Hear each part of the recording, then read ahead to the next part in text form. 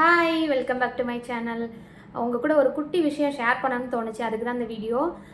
இன்றைக்கி கொஞ்சம் மைண்டு கன்ஃபியூஸ்டாக இருக்கே, கொஞ்சம் நம்மளுக்கு க்ளோஸ் ஆனவங்கள்ட்ட இவங்கள்ட்டலாம் பேசினா மைண்டு கொஞ்சம் ரிலாக்ஸாக இருக்கும் அப்படி சொல்லுவோம் இல்லையா, அந்த மாதிரி அவங்கள்ட்ட கொஞ்சம் இன்றைக்கி பேசினேன். மைண்டு நல்ல இதாகிடுச்சு, அது எப்படி சொல்ல, கிளியர் ஆகிடுச்சினே சொல்லலாம். அதில் வந்து 2-3 பேர் சொன்னது என்னென்னா, இன்றைக்கி மட்டும் இல்லை, நேற்று பேசினவங்க, முந்தானத்து பேசினவங்க, அப்படி வந்து எல்லாமே சொன்னது, உங்களுக்கு நாங்கள் அட்வைஸ் பண்ண வேண்டிய அவசியமே இல்லை, நீங்களாம் ஸ்ட்ராங்கு, ரொம்ப போல்டு, உண்மையிலே நீங்கள் தான் என்னோடய இன்ஸ்பிரேஷன், உங்களை பார்த்து தான் நான்லாம் இருக்கேன், இந்த மாதிரி அப்படி இப்படின்னு சொல்லுவாங்க. என்ன நடந்தாலும் சரி, எப்படி ஒரு கேஷுவலாக அதை வந்து இது பண்ணிட்டு போயிட்டே இருக்கீங்க, ரொம்ப உடஞ்சி போகாமல் ரொம்ப ஸ்ட்ராங்காக இருக்கீங்க, ரொம்ப மெச்சூர்டாக டீல் பண்ணுறீங்க, அந்த மாதிரி நீங்கள் பெருசாக அதை மைண்டுக்கு எடுத்துக்காமல் அப்படி இருக்கீங்க, அந்த மாதிரி ரொம்ப பெருமையாக சொன்னாங்க. உண்மையிலே சொல்லப்போனால் இந்த மாதிரி 4 நல்ல மக்கள் நம்மளை சுற்றி இருக்கிறனால தான் நம்மளுக்கு கொஞ்சமாவது நம்ம வேலை ஓடுதுன்னே சொல்லலாம். ரொம்ப ஸ்ட்ராங்கு, ரொம்ப போல்டு, அந்த மாதிரிலாம் என்னை புரிஞ்சு வச்சுருக்காங்க. ஓகே, அதெல்லாம் அப்படி தான், உண்மைதான். அப்படி இருக்க போய் தான், அப்படியெல்லாம் இருந்தால் தான் நம்ம ஒரு பொண்ணை அந்த உலகத்தில் வாழவே முடியும் வச்சுக்கோங்களேன், ஒரு மனித பிறவியாகவே.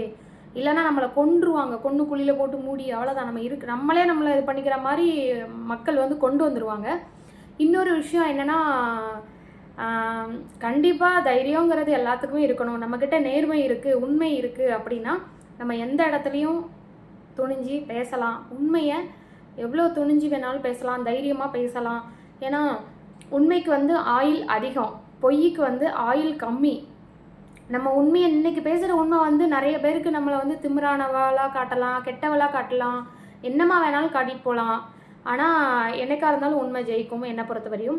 அது மாதிரி ஒரு பொய் இன்றைக்கி நம்ம நல்லதுக்காண்டி இன்றைக்கி ஒரு பொய் சொல்கிறோன்னு வைங்களேன், அது இன்றைக்கி சூழ்நிலையை வேணால் இது பண்ணலாம், ஆனால் அது திரும்ப அது பொய் வந்து நிலைக்காது பார்த்தீங்களா. அதனால் அது நல்லதுக்கு இல்லை. அதுக்கப்புறம் அந்த ஒரு பொய்யால் நம்ம 1000 பொய்கள் சொல்கிற மாதிரி வரும். அதுக்கப்புறம் அதால் நிறைய பிரச்சனைகள் வந்து ஃபேஸ் பண்ணுற மாதிரி வரும்.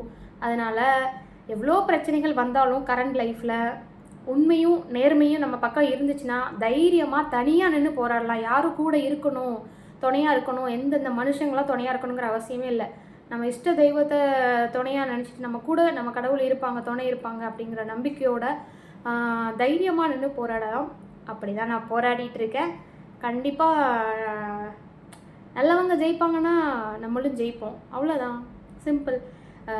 ஊரில் உள்ள எல்லாரையும் கெடுத்து கெட்டவங்களே வாழ்ந்துட்டு இருக்கும்போது நல்லவங்க இன்னைக்கு நம்ம எவ்வளோ கஷ்டப்பட்டாலும் நாளைக்கு நல்லா இருந்துட மாட்டோமா அப்படிங்கிற ஒரு நம்பிக்கை, அவ்வளோதான், அதிலே ஓடிட்டுருக்கோம், அவ்வளோதான். Thank you, by.